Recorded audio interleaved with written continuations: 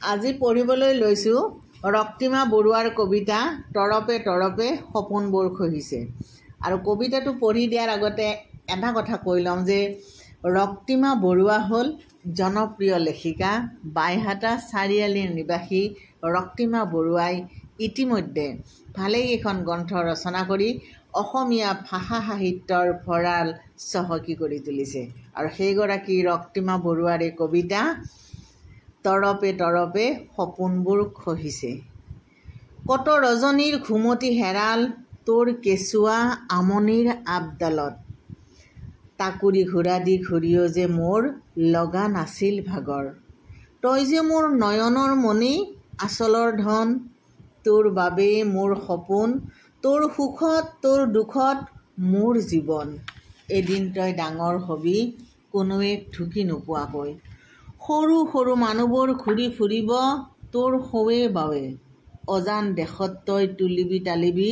মোৰ আচহুৱা সপোনৰ ঘৰ, এৰিব লাগিব মাটিৰ মোহ,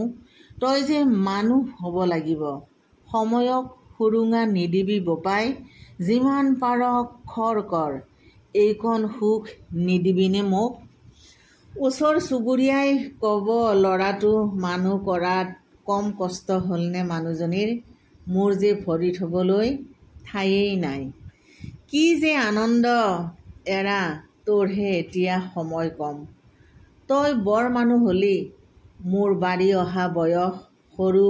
হৈ অহা মাতত বাঢ়ি যায় কেৱল হেঁপাহ, এবাৰ তোক নয়ন ভৰি চোৱাৰ হেঁপাহ, হাস্পাতালৰ বিচনাত মই দুৱাৰত নিবদ্ধ মোৰ দুচকু, মনত পৰেনে তোৰ মোৰ আঁচলত ধৰি ঠেন ঠেনাই থকা তোৰ ল'ৰালিৰ কথাবোৰ,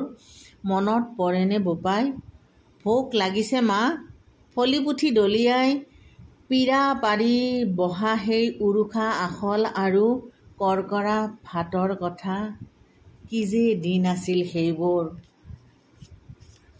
অলগদ্ধ সনাতন এতিয়া মোৰ সংগী,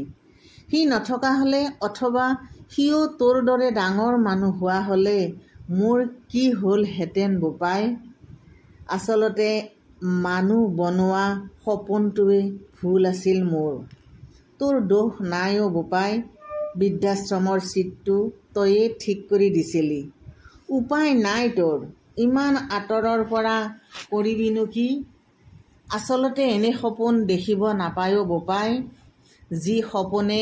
মানুহক যন্ত্ৰ কৰে, সেই সপোন নিজেই এক ঠিকনাবিহীন সপোন,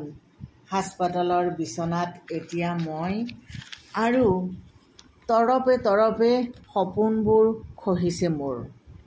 খুব সুন্দৰ কবিতা, বহুত ধন্যবাদ বাইদেউ।